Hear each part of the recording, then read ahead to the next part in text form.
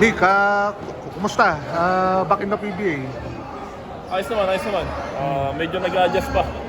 So, medyo na matagal tayo nawala dito. Medyo nawala din sa timing eh.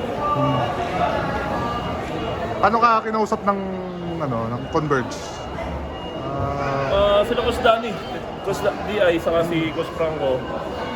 Tinawagan na lang ako after nung laro ko doon sa kabilang liga ko. So yun, tinanong nila kung gusto ko bang maglaro dito.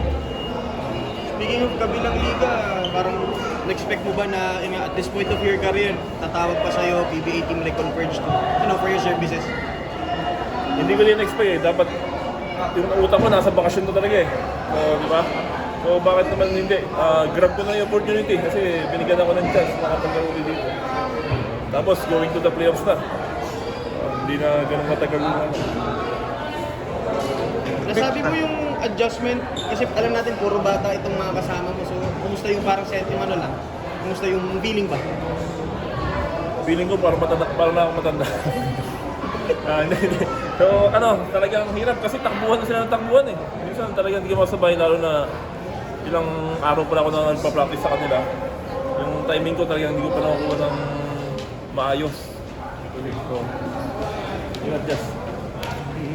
Big, ano yung pinaka-na-miss mo dito sa PBA may nakabalikan? Yun, yung mga banggaan, yung competition talaga. Iba yung atmosphere dito talagang kasi lahat talagang pinaghahanda ka, di ba? Lahat ng teams naghahanda. So tapos ngayon, pagbalik ko, second game ko pa lang, Ginebra agad doon nakalaban ko.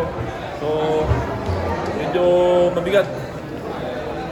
Kasi parang napabalita nga ang pinirmahan mo lang dito sa Converge short-term deal eh. Parang pwede ba namin malaman bakit short-term deal and gaano lang katagal kung pwede lang malaman doon?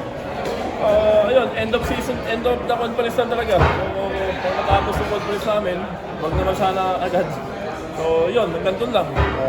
Depende sa management kung ano yung next plan nila sa akin. Di ba? I hope, hopefully okay lang din, but are you hoping na if it comes nga, dito ka na sa PBA mag-retire? Kaya yun nga sana eh, di ba? Sana. Diba? Yung lang, conditioning lang. Kaya pa naman. Vivek, thank